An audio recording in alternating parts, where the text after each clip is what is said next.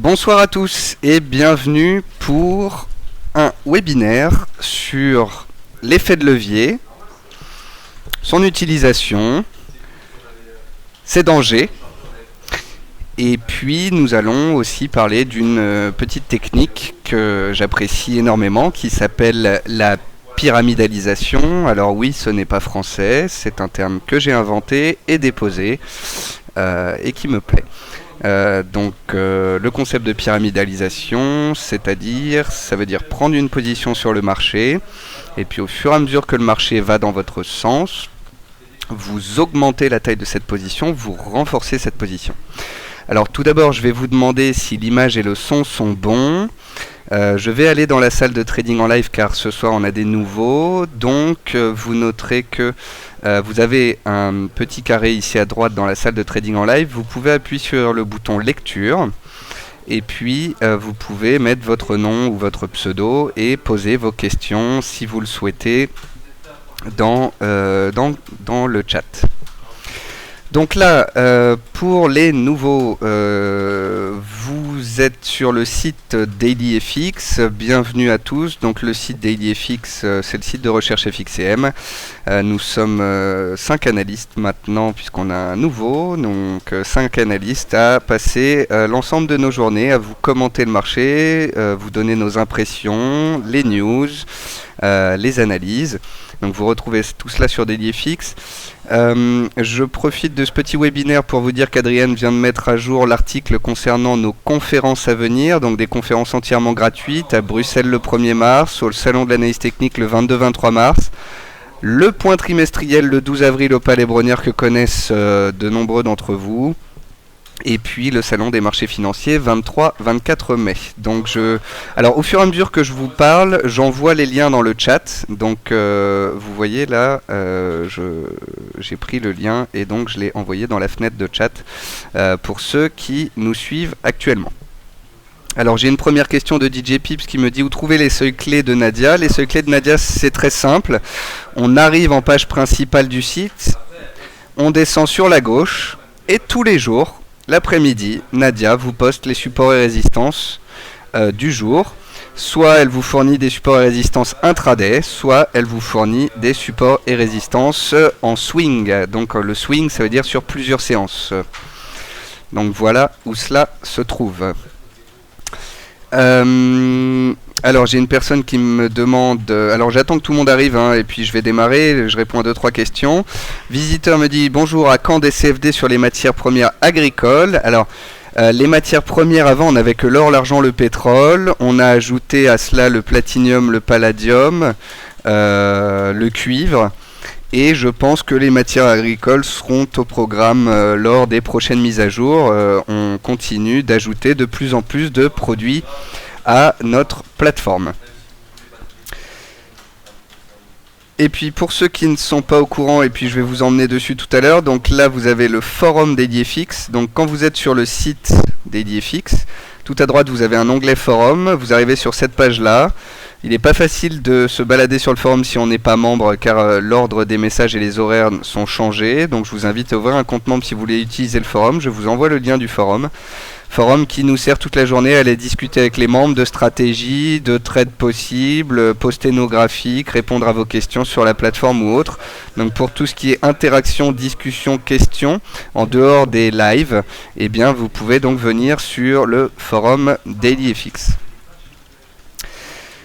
Alors, si on fait un webinaire ce soir, c'est d'une part pour donner des informations à nos traders habitués, et puis également parce que en ce moment, nous sommes partenaires d'un concours qui s'appelle le concours Zone Bourse. Ça s'appelle le Trading Master, et donc on va aller voir le classement de ce concours.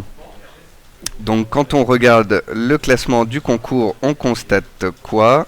Alors déjà, on se prend une petite publicité, comme sur tous les sites pratiquement. Donc voilà, on constate quoi? On constate qu'on a des performances entre 70 et 200% pour les 10 premiers sur les actions, entre 200 et 2% sur les produits commerce banque, je crois que c'est ça. Donc l'un ou l'autre, c'est les actions et les produits à effet de levier. Donc vous voyez que sur les deux, on est à des belles performances. Et le Forex, bizarrement, le premier est à 36% en recul. Et on n'a pas beaucoup de fortes performances. Par contre, on a aussi beaucoup de performances négatives.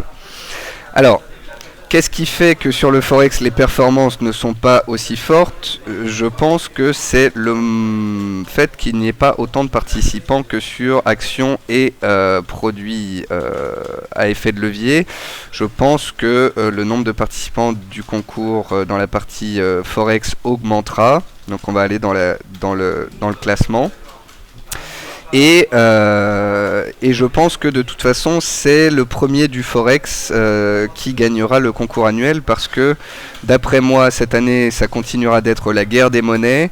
Il y aura de la volatilité, il y aura donc des opportunités de trading historiques comme on l'a eu sur l'USD Yen ou l'Euro CHF, et ça ce sont des types de trades qui, même sans prendre un effet de levier de folie, vous permettraient de faire des performances de l'ordre de 200, 300, 400, 500% sur votre compte, et donc de gagner le concours trimestriel, voire même le concours annuel en termes de performance. Donc on voit sur le Forex qu'il y a beaucoup de personnes qui ont perdu et qui ont utilisé beaucoup de leviers. Si on fait un webinaire sur l'effet de levier, c'est surtout pour ça, c'est pour vous montrer que l'effet de levier, c'est souvent une des tares du trader particulier, c'est-à-dire que le trader particulier va trader, va utiliser un levier trop élevé et va ainsi, alors parfois faire des gains très conséquents, mais aussi des pertes très conséquentes. Et quand on ne sait pas gérer ses pertes, eh bien, ça peut donc amener à des déboires. Alors, donnez-moi juste une petite seconde. Tac, voilà. Donc, il y a deux choses. L'effet de levier, en fait, on ne peut pas le considérer tout seul. On ne peut pas dire que, donc là par exemple sur le concours Zone Bourse, ils utilisent trop d'effets de levier et ils perdent. On peut utiliser un effet de levier fort si on le contrôle, si on le maîtrise grâce à la notion de stop.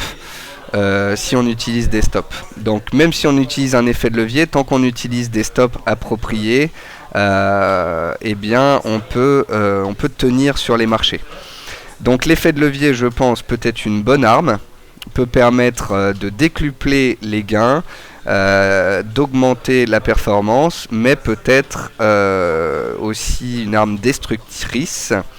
Et c'est à ça que vous devez faire attention. Alors pour ça, il faudra d'une part contrôler votre levier, et d'autre part, bien évidemment, comme d'habitude, dès qu'on prend un trade, utiliser des stops. Donc par exemple, Xavier du concours Zone Bourse me dit que le premier Onizuka était à 190% hier, il est à 36% aujourd'hui. Il a fait moins 50% hier parce qu'il était en trade, je crois, à l'achat sur l'euro-yen. L'euro-yen a baissé fortement avant de repartir à la hausse, sauf que dans cette forte baisse, il n'a pas tenu le choc. S'il avait utilisé un peu moins d'effet de levier, il aurait pu encaisser cette baisse de la paire avant la remontée, puisqu'il était à l'achat, et il aurait pu tenir sa position. Alors, si au niveau des ressources et pour comprendre ce que c'est que l'effet de levier, je vais vous emmener dans la partie base du Forex sur DailyFX.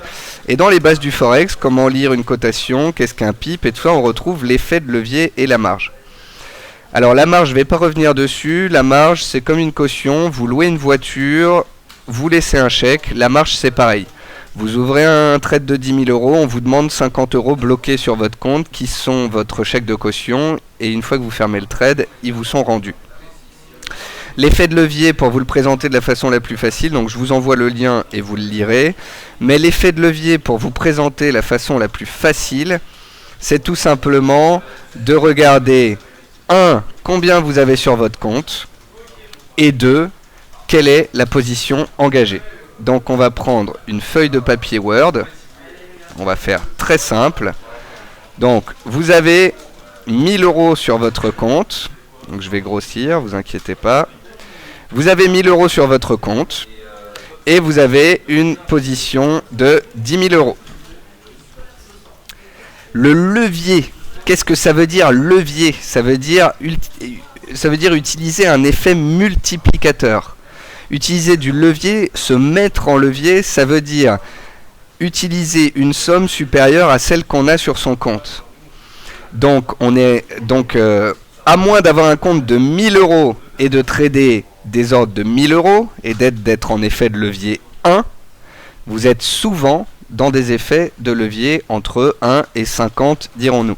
Donc concernant l'effet de levier, FXCM, comme tous les brokers, vous propose un effet de levier de 200. Bien évidemment, ce n'est pas le genre de choses qu'il faut faire.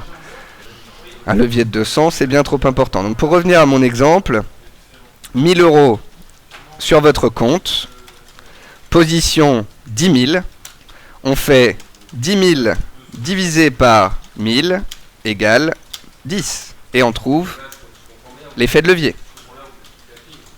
On a 40 000 sur le compte. On a une position de 200 000 sur le marché. 200 000 divisé par 40 000 est égal à 5. Donc l'effet de levier dans ce cas-là sera de 5. Est-ce que vous comprenez cette notion-là, que je puisse avancer?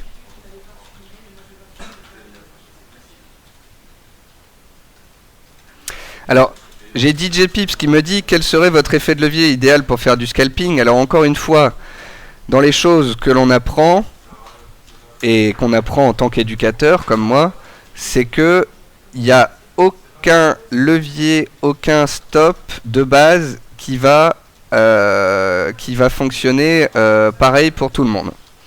Donc c'est-à-dire que y en a qui seront bien avec un effet de levier 5, il y en a qui vont stresser en effet de levier 2, et il y en a qui seront à l'aise en effet de levier 50. Donc ça, j'ai envie de dire que c'est une question de personnalité. Voilà. Mais généralement, ce que font les scalpers, c'est qu'ils utilisent des petites sommes, comme par exemple 2000 euros sur un compte, et ils vont trader avec un effet de levier de 20 ou 30. Donc ça veut dire qu'ils vont prendre des positions de 40 à 60 000 euros sur le marché.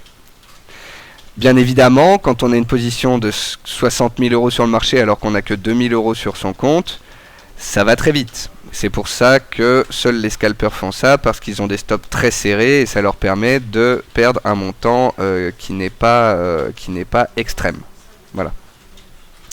Alors, autre chose que je voulais vous montrer, c'est effet levier max égale 200, effet levier d'un scalper ou d'un expérimenté. Je pense qu'on peut pousser jusque 50. Un effet de levier bon père de famille, ce sera entre 1 et 10. Et quand on a des gros comptes ou investissement moyen terme, eh bien, effet de levier 1, tout à fait envisageable. Encore une fois, le levier, on ne peut pas en parler seul. Le levier, il est toujours associé à un stop, donc à une perte potentielle. Et vous pouvez, si vous n'arrivez pas à raisonner avec l'effet de levier, vous pouvez raisonner en termes de pourcentage. Donc vous avez un compte et vous êtes un gros casse-cou, vous êtes sur le concours et vous voulez prendre des grosses positions pour potentiellement faire des gros gains. L'effet de levier que vous devez utiliser peut être de 50, 100 ou 200, mais dans ces cas-là, on ne parlerait plus d'effet de levier, mais de perte maximum. Et là, on raisonne en pourcentage de capital. Pour moi, sur un concours comme le concours comme Zone Bourse, la perte maximum par trade, elle doit être de 10%.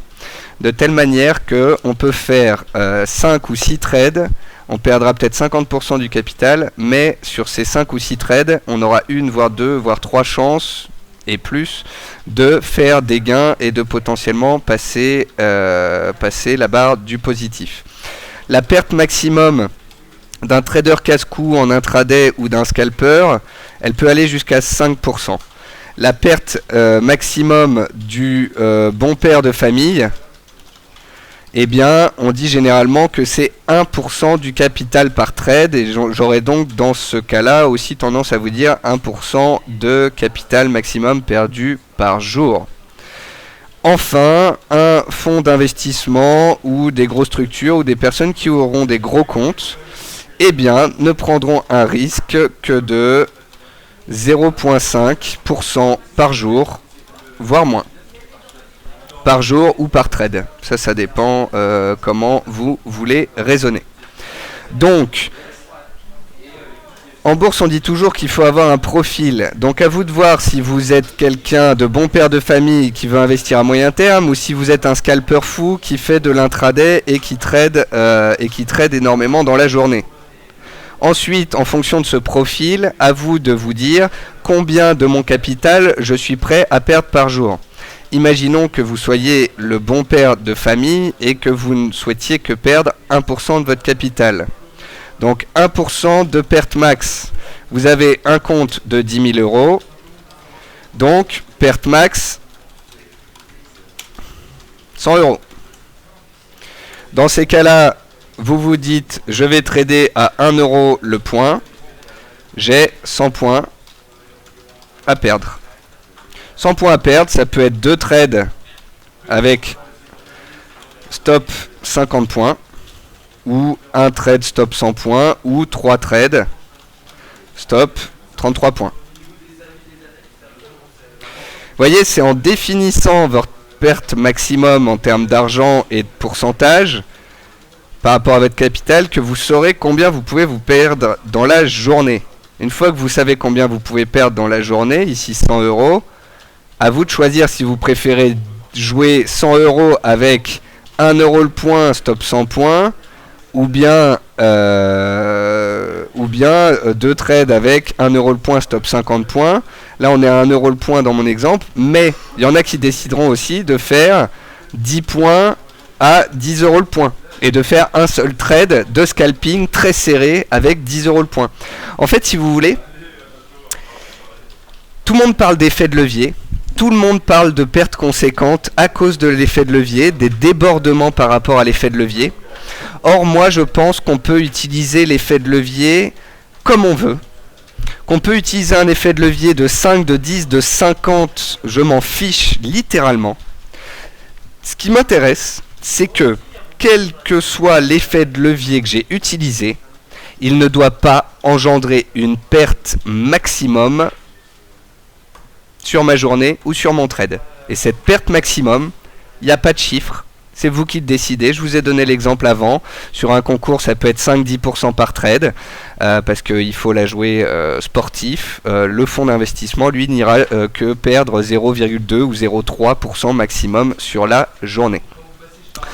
Mais ce que je voulais vous expliquer, c'est qu'une fois que vous savez combien vous voulez perdre en termes d'argent, vous pouvez utiliser l'effet de levier que vous voulez. Tant que vous ne dépassez pas votre perte maximum, il n'y a absolument aucun problème. Est-ce que vous suivez jusqu'ici ?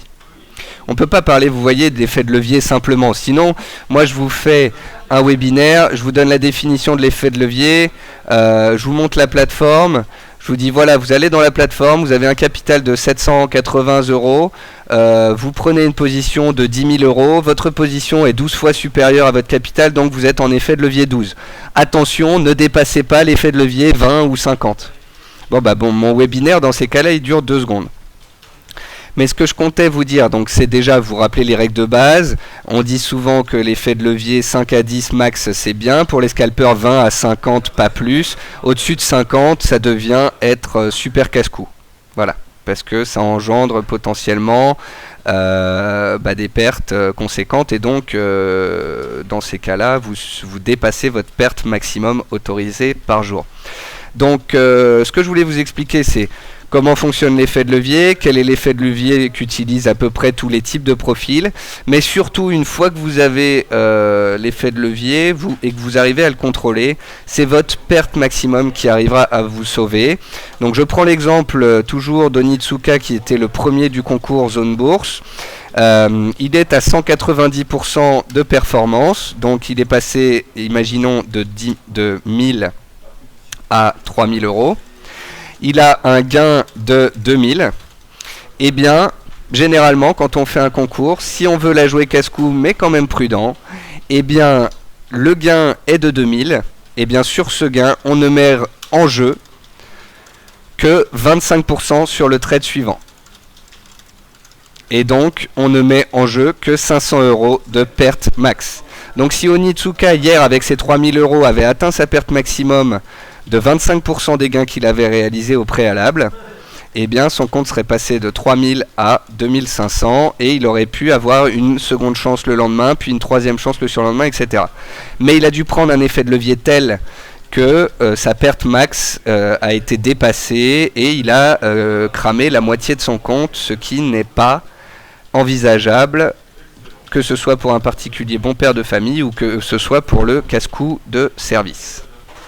Alors je vais regarder si j'ai une ou deux questions. Donc j'ai pourquoi pas qui me dit que c'est intéressant de parler plutôt de perte maximum par jour.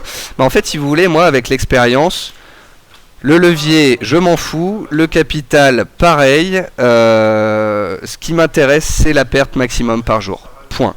C'est de pouvoir tous les jours marquer j'ai gagné 50, j'ai perdu 100, j'ai gagné 300, etc. Et puis de me faire un petit tableau avec ma courbe et que voir que ma courbe elle ne passe pas sous zéro, qu'elle est stable, voire qu'elle monte.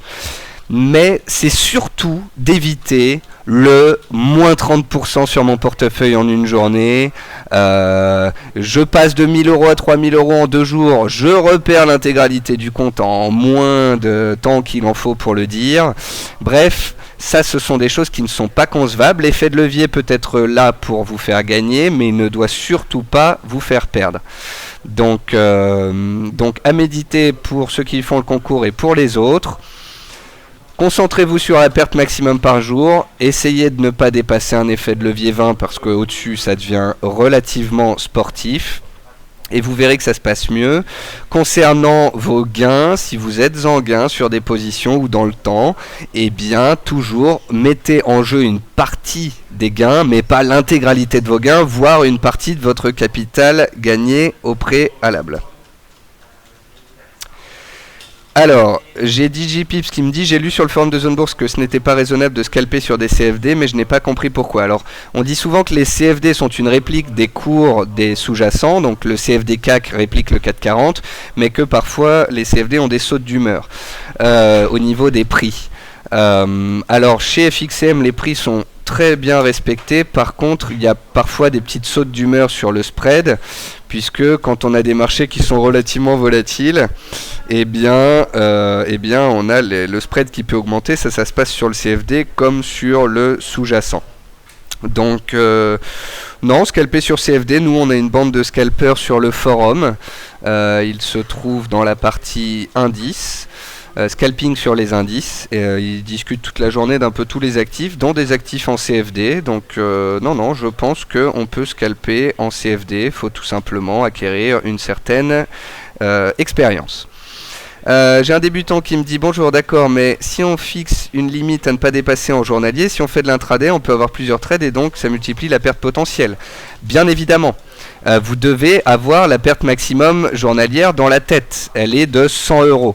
Bon, bah si vous voulez le faire en un trade à 100 €, vous pouvez. Si vous faites de l'intraday, que vous voulez faire plusieurs trades, eh bien dites-vous combien de trades vous voulez vous offrir avant d'avoir atteint la capacité de perte maximum de la journée et donc d'arrêter de trader.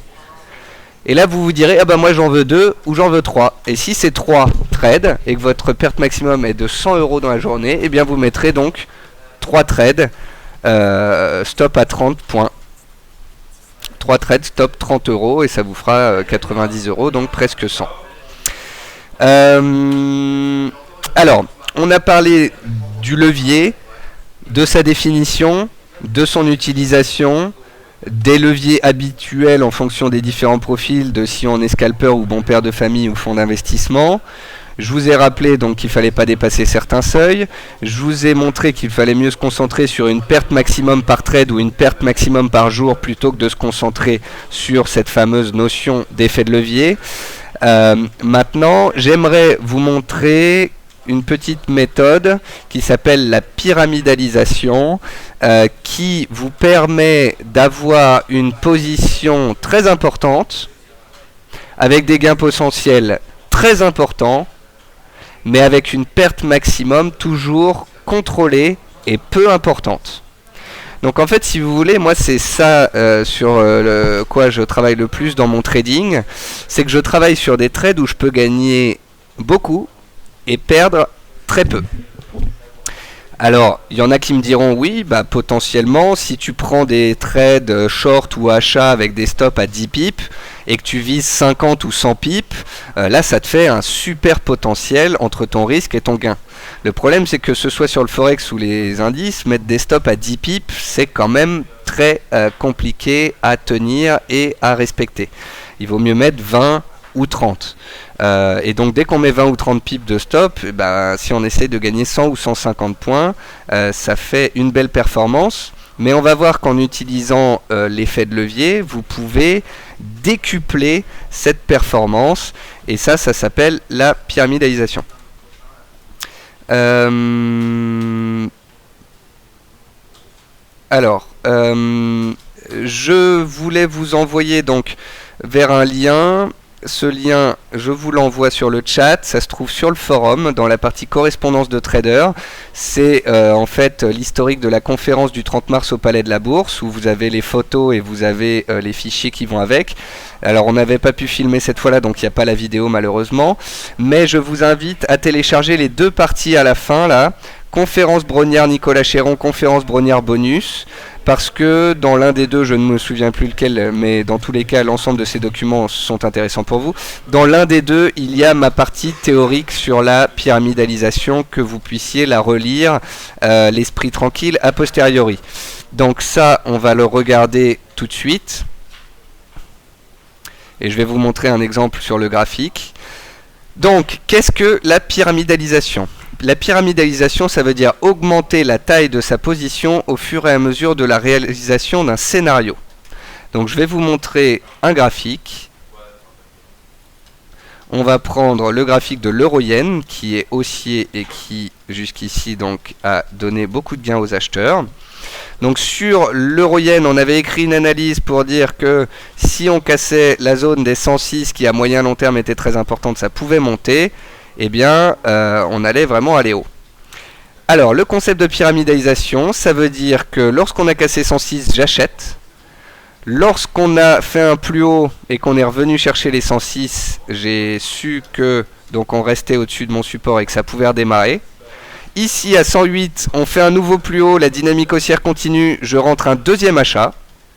On monte, on stabilise, je rentre un troisième achat, on monte, on stabilise, je rentre un quatrième achat, on monte, on stabilise, je rentre un cinquième achat, on monte, on stabilise, je rentre un sixième achat.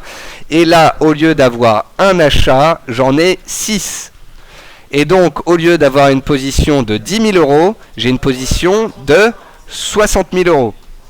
Et alors là, il y a des gens qui vont me dire, oui, mais alors attention, parce qu'au début, tu es rentré avec 10 000 euros, maintenant, tu as une position de 60 000 euros 6 fois plus grande, donc tu peux perdre beaucoup plus vite de l'argent.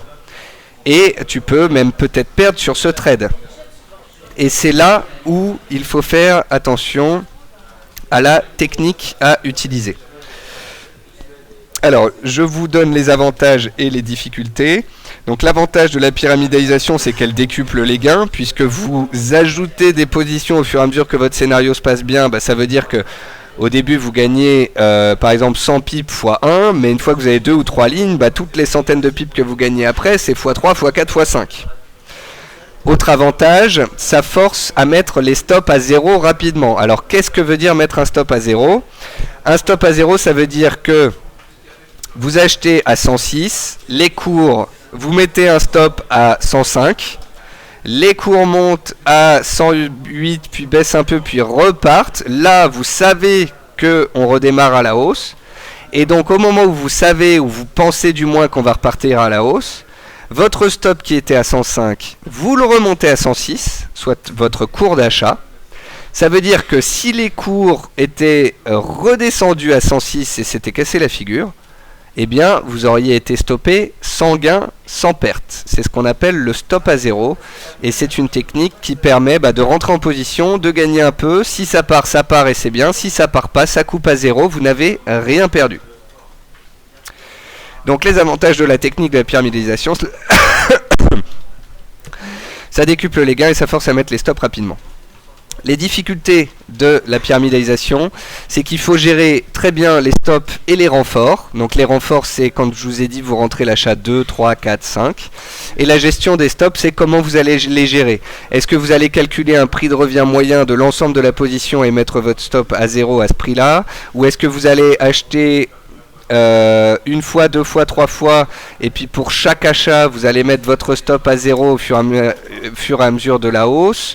Ou est-ce que vous allez remonter tous vos stops à chaque fois sous votre dernier achat? Ça, c'est ouvert.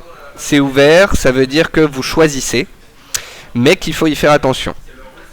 Enfin, la difficulté de la pyramidalisation, c'est de se battre pour démarrer la position, parce que le concept de base de la pyramidalisation, c'est que le premier ordre est rentré à contre-tendance.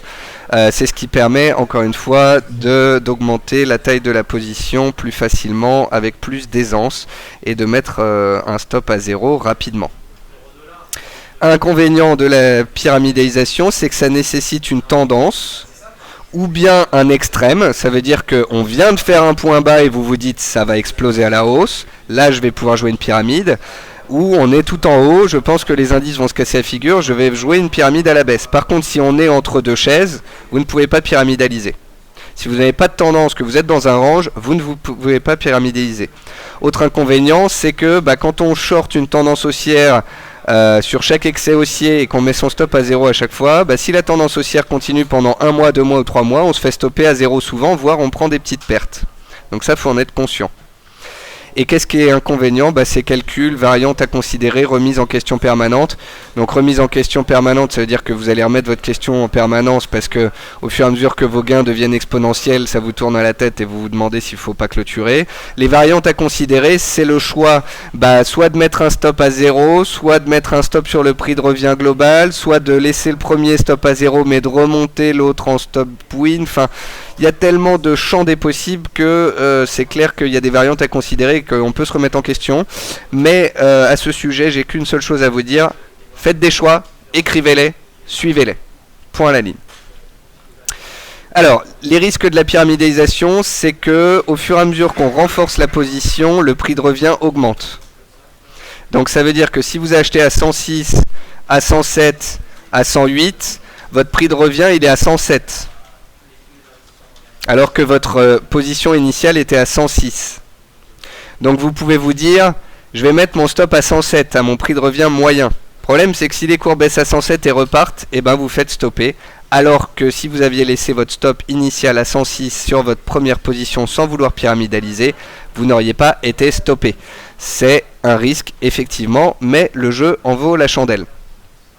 Le risque de la pyramidalisation, c'est que vous fassiez des renforts trop courts. Vous renforcez tous les 10 points pendant 100 points, puis d'un coup on reprend 50 points et ça vous dégage tous vos achats ou toutes vos ventes. Donc il faut prendre son temps. Et puis les risques de la pyramidalisation, c'est que ça ne vous permet pas de profiter de l'intraday parce que vous ne coupez pas la position. Ça veut dire que vous achetez, ça monte, ça prend 100 points, vous coupez pas, puis hop, ça redescend et vous êtes à 0. Et vous n'avez pas pris 100 et ça peut être frustrant. Oui, ça peut être frustrant, mais encore une fois, vous aviez décidé au départ de la position que vous alliez risquer de revenir à 0 et que c'est comme ça. Alors, les règles de la pyramidalisation, c'est que la pyramidalisation, ça veut dire augmenter une position gagnante au fur et à mesure de sa réalisation. C'est pas l'inverse, on n'augmente pas une position qui est en perte. Ça veut dire que vous achetez de l'euro à, je sais pas moi, on va prendre l'exemple de l'euro-yen. Vous voulez vendre l'euro-yen, vous le vendez à 118, à 120, à 122, à 124 en espérant que ça baisse. Non, ça s'appelle une martingale, ça s'appelle renforcer une position perdante. C'est complètement pas autorisé. Par contre, le concept inverse, c'est la pyramidalisation, c'est augmenter la position au fur et à mesure de la réalisation du scénario. Donc si vous êtes en gain et vous pouvez acheter au fur et à mesure, ça, c'est bien. Position de départ importante et renfort progressif. Alors, souvent, la première pause que l'on prend, donc là l'exemple est à 106, eh bien je vais, si j'ai envie d'acheter en effet, alors petit exercice, j'ai 10 000 euros sur mon compte, j'ai envie d'acheter en effet de levier 5, donc je vais donc acheter 50 000 euros, j'achète 50 000 euros à 106, Je sais plus ce que j'étais en train de dire. Ah oui, position de départ. Donc à 106, je vais mettre 50 000 euros. Puis ça monte à 108. J'ai envie de renforcer à 108. Et bien là, au lieu de renforcer à 108 de 50 000 euros, vous pouvez renforcer de 30 000 euros. Et puis à 110, quand ça casse, vous pouvez renforcer de 20 000 euros. Et puis à 112, de 10 000 euros. Puis ensuite encore de 10 000 et de 10 000. Une pyramidalisation, on abaisse toujours le levier au fur et à mesure qu'on ajoute des positions. Et pas l'inverse. On ne met pas une petite position acheteuse au début qu'on renforce sur la fin. Sinon on se retrouve à acheter des énormes positions à la fin d'un mouvement. On achète gros au début et ensuite ça monte au fur et à mesure. Quand je dis acheter gros au début, ça veut dire acheter une position conséquente certes, mais qui ne dépassera pas en cas de stop votre perte maximum journalière autorisée. Attention. Alors, débutant me dit bonjour, d'accord, mais même si on fixe une limite, donc ça j'ai répondu, elle sert plutôt en swing cette technique. Oui, elle sert complètement en swing et à moyen terme. Comment fait-on pour pyramidaliser quand il y a trop de fausses cassures? S'il y a des fausses cassures que le marché n'est pas propre, c'est qu'on n'est pas dans une belle tendance, donc on ne pyramidalise pas. Peut-on faire de la pyramidalisation en scalping? Non, pas du tout. C'est fait pour des positions sur 1 ou 2 jours minimum ou sur plusieurs jours, plusieurs semaines. J'ai quelqu'un qui me dit, s'il te plaît, et le hedging, qu'est-ce que c'est? Le hedging, ça veut dire qu'on a un achat là, ça monte, on gagne 500 points, plutôt que de couper et de prendre 500 points parce qu'on pense que ça peut aller plus haut, on va vendre ici avec un effet de levier moins fort partant du principe que ça peut baisser pour revenir là. Et une fois que c'est revenu ici, on coupe la vente, on encaisse les gains et on laisse la position acheteuse prendre le relais à la hausse. Se hedger, ça veut dire se protéger. Le problème, c'est que les particuliers utilisent mal le hedging et se plantent la plupart des cas. Donc je vous invite à ne pas utiliser le hedging, c'est compliqué. Alors j'ai View qui me dit il faut passer 24 sur 24 derrière son écran. Pas du tout. Le plan de trading est écrit, il est défini, les renforts sont définis et même peuvent être posés sur votre graphique. Celui qui a payé ici aurait pu poser des ordres d'achat tous les 300 points et partir en vacances. Il serait revenu au bout de 3 semaines, eh bien, avec le grand sourire. Il n'y a pas du tout besoin de surveiller. La pyramidalisation est en quelque sorte un swing. Oui, vous avez compris, c'est un swing trading, sauf que c'est un moyen en swing trading de décupler les gains sans augmenter les pertes. Il y a un visiteur qui me dit je ne comprends pas pourquoi on ne peut pas renforcer une position perdante. Ben, c'est parce que souvent, les gens qui font ça sont des gens qui étaient sur le marché action. Parce qu'une action, eh bien souvent, elle baisse, elle monte, elle baisse, elle monte par cycle. Sauf que quand elle baisse fortement, on en achète, on en achète, on en achète, et puis hop, elle remonte, et puis tout va bien, on souffle, et on a eu peur, mais ça se passe. Sur le Forex, une paire du Forex peut monter ou baisser pendant 4 ans, 5 ans, 6 ans, sans se retourner. Auquel cas, vous allez vendre la montée pendant 5 ou 6 ans et vous allez attendre 3 ans de plus avant de peut-être être à zéro. Non, c'est totalement débile. Vous prenez une position, vous mettez un stop. Si le marché ne va pas dans votre sens, c'est que votre position et votre scénario ne sont pas bons. Vous coupez, vous encaissez votre perte. Point à la ligne. Trade85 me dit bonjour Nicolas, j'ai tendance à remonter mes stops au-dessus de zéro, voire remonter le stop sous la nouvelle position. Quel est ton avis? J'ai pas d'avis là-dessus. Moi, je suis partisan de stop à zéro. Certains du stop win, ça veut dire un stop gagnant de 5 points par exemple. Le problème c'est qu'imaginez que vous achetez, ça monte, vous mettez votre stop à 0, on rebaisse, on touche votre stop win et puis on repart, vous êtes là, oh non, si j'avais laissé mon stop à 0 ou un stop initial, je serais pas sorti. Bon bah, faut pas de regret, faut pas de remords, faut une technique, c'est à vous de choisir si vous préférez le stop à 0 ou le stop gagnant ou le stop une fois que vous avez renforcé sous la seconde position. Moi j'aurais tendance à dire que dans la première on met un stop 30 ou 50 points, ça monte de 100 points, ça baisse, ça repart, on renforce ici. Une fois qu'on rentre un renfort, la règle c'est de mettre le stop à 0 sur la première. Si ça continue de monter, que vous rentrez une troisième position, la règle c'est de mettre stop 0 sur la seconde. Alors après, certains mettront le stop de la première et le stop de la seconde sur la seconde. Mais encore une fois, si le marché baisse pour revenir vous stopper ici, puis remonte ensuite, vous êtes content d'avoir mis stop 0 sur première, stop 0 sur seconde. Il n'y a que la seconde qui a sauté, la première est toujours en cours. Donc je peux vous trouver des exemples et des contre-exemples. Je crois que pour moi c'est stop à zéro au fur et à mesure et puis jusqu'à un moment où le cours est tellement monté que je choisis un seuil sous lequel je remonte l'ensemble des stops parce qu'il ne faut pas casser ce seuil, auquel cas la tendance s'inverserait. Alors Patrick Charles m'a dit, tu as dit qu'on rentre à contre-tendance. Pour un débutant c'est compliqué de chercher. Alors ceci n'est pas une technique pour les débutants, excusez-moi.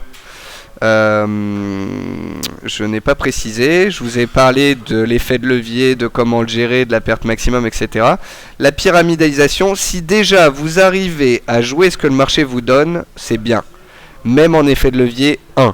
Vous avez 10 000 euros, on donne un signal acheteur, vous achetez 10 000 euros, on prend 1000 points, ça monte, vous avez gagné, c'est cool. Très bien, ça c'est le débutant.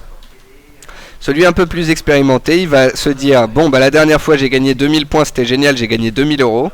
Cette fois je vais essayer de faire en sorte que mes 2000 points me rapportent 10 000 euros. Tout simplement. Parce que l'expérimenté va aussi savoir sur quel seuil il peut rentrer à la vente. Le débutant aura tendance, s'il veut par exemple jouer l'euro-yen à la baisse, à vendre quand ça commence à partir à la baisse. Alors que l'expérimenté, lui, va essayer de saisir les points hauts. Les points d'excès haussier intraday. Donc c'est là où ça peut coûter un peu d'argent, c'est clair. En cumulant les positions, risque-t-on un appel de marge? Bah non. Parce que à chaque position, vous avez des gains. Donc vous voyez votre appel de marge, votre marge nécessaire, elle va augmenter, mais votre capital aussi, puisque vous avez des gains qui montent au fur et à mesure, donc ça ne va pas marcher. Novice Forex me dit comment peut-on faire pour se prémunir des fausses cassures? On ne se prémunit pas d'une fausse cassure. Si la paire est en tendance haussière, que les cours montent, qu'on casse la résistance, on achète la cassure et on joue la hausse. Si la cassure est une fausse cassure et que les cours retombent, on encaisse sa perte et on se dit c'est pas grave, la prochaine fois ça fonctionnera. Mais théoriquement, une cassure de résistance dans une tendance haussière, on a plus de chances que ça fonctionne plutôt que ça fonctionne pas. Par contre, il y a des petits indices qui vous aident à ne pas vous faire piéger. Par exemple, le 440 est un indice qui, à une époque, sous-performait beaucoup le DAX. Le midi, des fois, les indices consolidés revenaient sur support. Le DAX revenait pile poil sur son support, le CAC faisait souvent des fausses cassures à la baisse. Bon, et bien dans ces cas-là, au bout d'un moment, on apprend que le CAC fait des fausses cassures et on arrête de jouer ces cassures-là à l'heure du déjeuner. Autre exemple, une cassure pendant la nuit, quand il n'y a personne sur le marché et qu'il n'y a pas beaucoup de volume.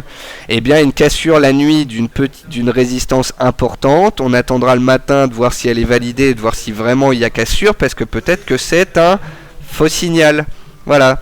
Donc, il y a des horaires, il y a en fonction des actifs. Il y a aussi des actifs qui font plus de mèches et plus de faux départs. Des mèches hautes ou basses, je pense à la livre à certaines périodes. Voilà, sinon les fausses cassures, bon bah ça fait partie du schmilblick.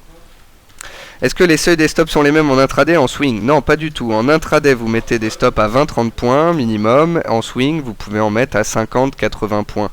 Ce qui est le top, c'est quand on arrive en intraday à saisir une belle position et qu'on se dit, tiens, celle-là j'avais acheté, j'avais mis un stop à 20 points, j'en gagne 60, bah je vais mettre mon stop à 0 et je vais maintenant la jouer en swing.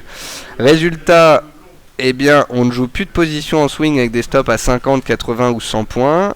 On peut même réussir à jouer du swing avec des stops à 20 ou 30 points. Tout simplement en transformant un trade intraday en trade swing. Pourquoi pas, me dit, la pyramidisation peut-être aussi être utilisée en intraday s'il y a une belle tendance? Oui, sauf que sur 80 points de hausse ou de baisse, ou même 150, des renforts vous en ferez 1 ou 2. Moi, une pyramide, c'est plutôt 5, 6, 7, 10, 12 renforts.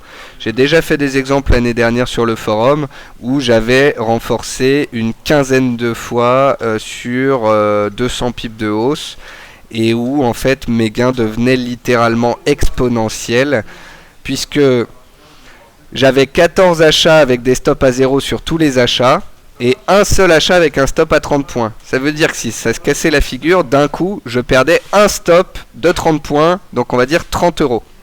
Alors que si ça montait de 30 points, je prenais 30 points x 15 lots, soit 450 euros. Donc c'est magique quand ça fonctionne. Bonjour, avez-vous un lien sur le hedging? Non, j'ai pas de lien sur le hedging. Je vous ai dit, le hedging, faut pas en faire. Donc après, vous pourrez trouver une définition sur Internet, vous pourrez trouver des techniques de hedging. Moi, je vous le dis, de mon expérience, de mon avis, ne faites pas de hedging.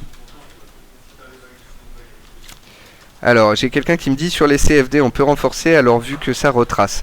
Que ce soit les CFD ou le produit... Enfin, un CFD c'est un produit. Les CFD, il y a des produits qui sont sur indice ou CAC 40. Parlez-moi plutôt des actifs. Les actifs, c'est les matières premières, les indices, le forex, tout ça, ça fonctionne pareil.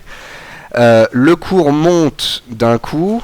Ici, vous voyez, sur mon graphique, on passe de 94 à 104. Ensuite, on rebaisse un petit peu. Là, on revient sur une zone de support. Là, on peut payer sur un retracement. Ça, c'est le premier achat.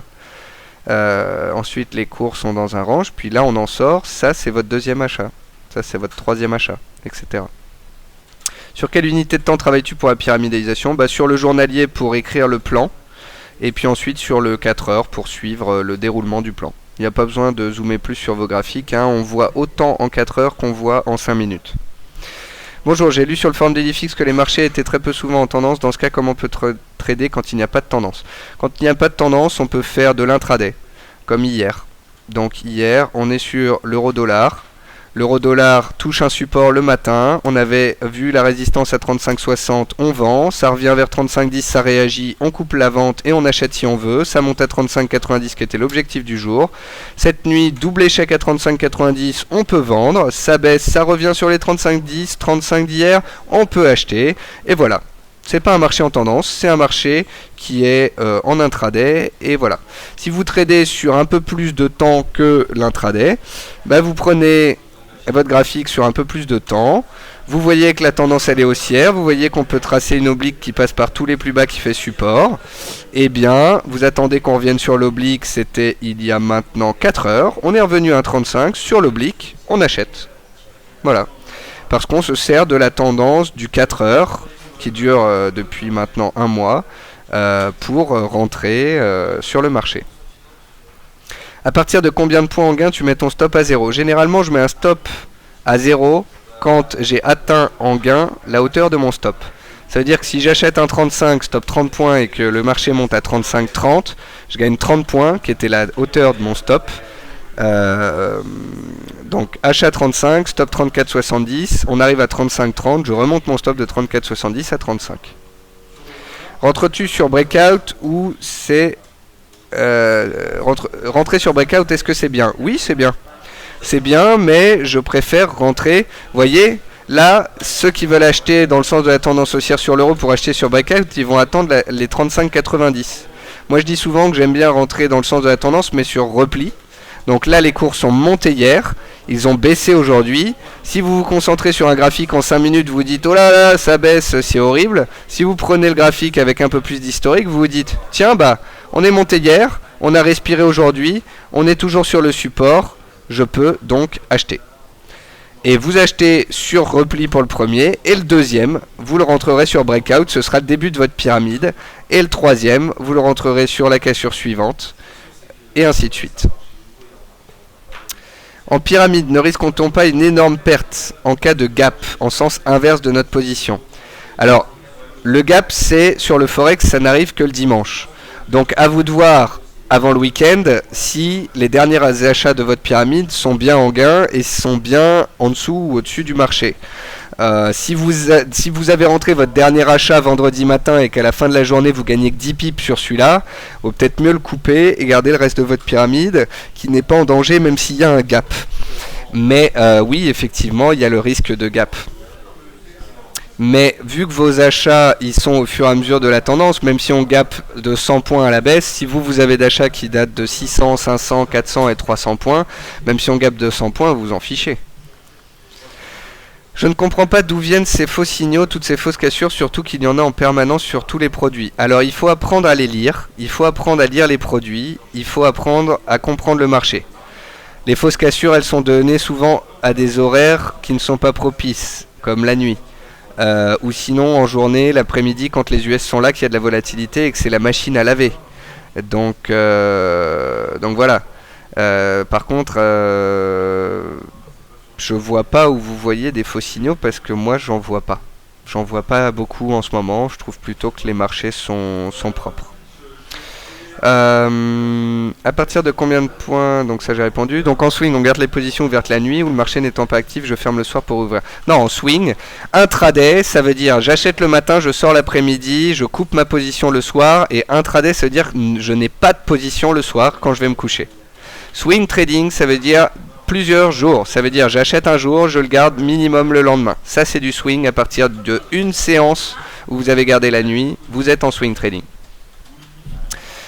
Peut-on trader en intraday avec des ratios risque-gain négatifs pour éviter de se faire stopper tout le temps? Un ratio risque-gain négatif, ça n'existe pas. Ou peut-on utiliser les retracements de Fibonacci pour renforcer? Oui, vous utilisez ce que vous voulez. Vous utilisez les retracements de Fibonacci, vous utilisez le stochastique quand il est bas pour faire vos renforts, vous utilisez des canaux de tendance, vous faites ce que vous voulez. Ce qu'il faut, c'est que votre renfort soit toujours à un prix supérieur au prix auquel vous avez acheté à la base et qu'il ne soit pas proche, pas trop proche de votre premier achat. Alors j'ai DJ Pips qui me dit il y a souvent des gaps en graphique de 1 minute ou 5 minutes sur les CFD, beaucoup moins sur le Forex. Comment cela se fait-il? Tout simplement parce que les CFD c'est moins, il y a moins de cotations, moins d'échanges, que le Forex c'est très très très volatile et que les indices ça a tendance à décaler. Un petit coup de 4-5 points stabilisé, un petit autre coup. Le Forex c'est un peu plus soft. Mais non, je trouve pas qu'il y ait tant de gap. Il n'y a pas de gap en intraday. Un gap, c'est un trou de cotation. Donc, vous voyez, tant que toutes les bougies sont pleines, c'est qu'il n'y a pas de gap. Donc, c'est juste les décalages de marché habituels. Donc, Liberty me dit comment faire pour éviter les faux signaux. Faut éviter les horaires auxquels les faux signaux sont les plus habituels. Faut éviter de trader pendant les statistiques qui sont propices à des faux signaux lors de la publication de la statistique et attendre que le marché digère le chiffre pour ensuite prendre position. Ça, c'est des règles de bon sens que vous connaîtrez au fur et à mesure de l'apprentissage dans votre trading. Donc, voilà.